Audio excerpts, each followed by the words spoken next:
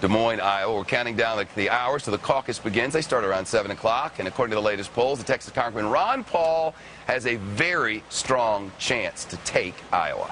Even if Congressman Paul does not take Iowa, some political analysts and conservative commentators say he doesn't have what it takes to be president in the general election. Ron Paul's critics, including his Republican rivals, often blast his non-intervention policies on foreign policy, and Ed Rollins just said there's no chance for him to be president no matter what he does. With us now, the Republican senator from the great state of Kentucky, Rand Paul, is here. Of course, he's campaigning for his old man, and the Republican presidential candidate, Ron Paul. It's great to see you. Good to be here. How is Ed Rollins wrong exactly? Well, I think he's been wrong once or twice before. I've been watching him through the years. No, he's wrong because people want to win elections, and they say, well, it's important to get independent vote. If you get only Republicans, you don't win. You get only Democrats, you don't win. True. But when you poll Ron Paul, he gets more independent vote than any other candidate. If you poll Ron Paul against President Obama, he does as well as Romney and better than every other candidate in the Republican side. We have 1.4 million troops in the Army, Marines, Navy, and Air Force overseas. They would all come home under a Ron Paul presidency. How long would that take? You know, one interesting thing is, you know who's given more money to Ron Paul? I was curious about how long it would take to get the 1.4 well, you million. know who's given more money? Active duty soldiers have given more to Ron Paul than every other candidate. How long would it take to get them all home? It takes a little while. I mean, how long would that be?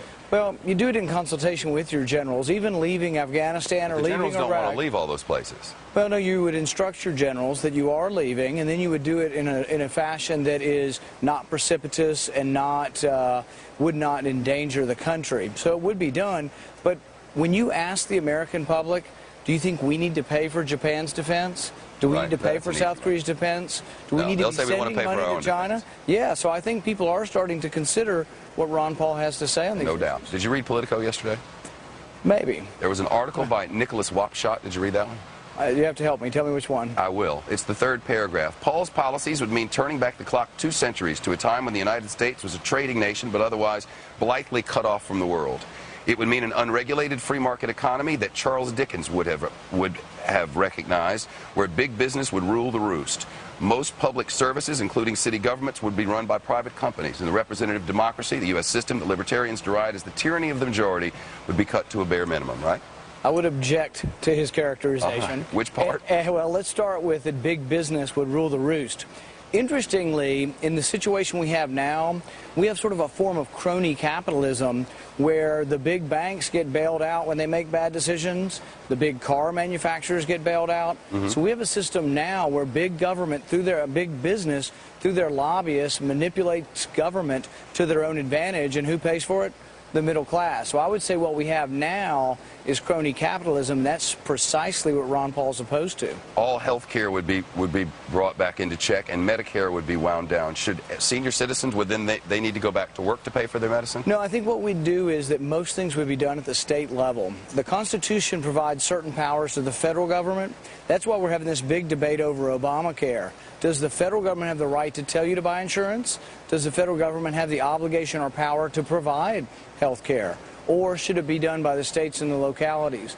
There's nothing that says the state of Iowa or the state of Kentucky couldn't be involved in health care, but there's nothing that gives that power to the federal government. Another quote from Politico: government should not compel or prohibit any personal activity when that activity poses a danger to that individual alone. That would mean legalizing drugs.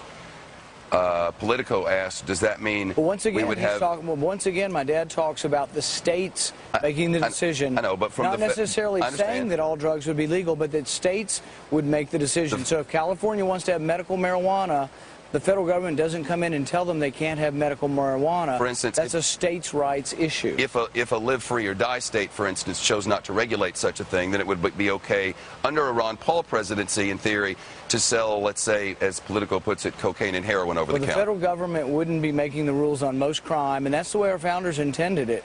We still have most criminal law is done by the states, and this would be an extension of that we've gone too much towards an over-criminalization at the federal level, that it needs to stay at the state level. For clarity, from the federal level, selling cocaine and heroin over the counter would be okay. But the reason why that's not accurate is that Ron Paul would have nothing to prevent the state of Kentucky from having laws against marijuana, cocaine, heroin, or any of that. He just wouldn't do it at the federal level. So there would be no federal law which would prohibit the sale of cocaine or heroin Right, over the counter. Most of our laws for murder, for example, the federal government doesn't permit murder, but that doesn't mean we're in favor of murder. Of course. The state governments have laws against murder, and that's where the criminal penalties come from. He likes that better because there might be some states, California being one, that think that someone wasting away from AIDS or multiple sclerosis, that it might help them to eat more if they were allowed to use marijuana. And it is proven. It helps with nausea and does help with some people with appetite. Should a doctor be allowed to prescribe that? He says yes, if the state says so. Increases the sales of Doritos as well. But to be precise, there would be no law which would prohibit the over-the-counter sale of heroin and right, but I cocaine. think people get confused on it. They think he's encouraging people to use heroin. But that's accurate, isn't it? No, it's not accurate. It's not accurate. No, so barring a state regulation, it would not be okay. He's talking about leaving most of the crimes and most of the penalties to the states, but that's what the Constitution intended. Right. He's not arguing some sort of radical new concept. Oh, I understand, but I'm trying to get clarity. What the Constitution mandates is that if the power wasn't delegated to Congress, it's left to the states and the people respectively. Right. So barring any state regulation, the over-the-counter sale of heroin and marijuana, heroin and cocaine would be legal.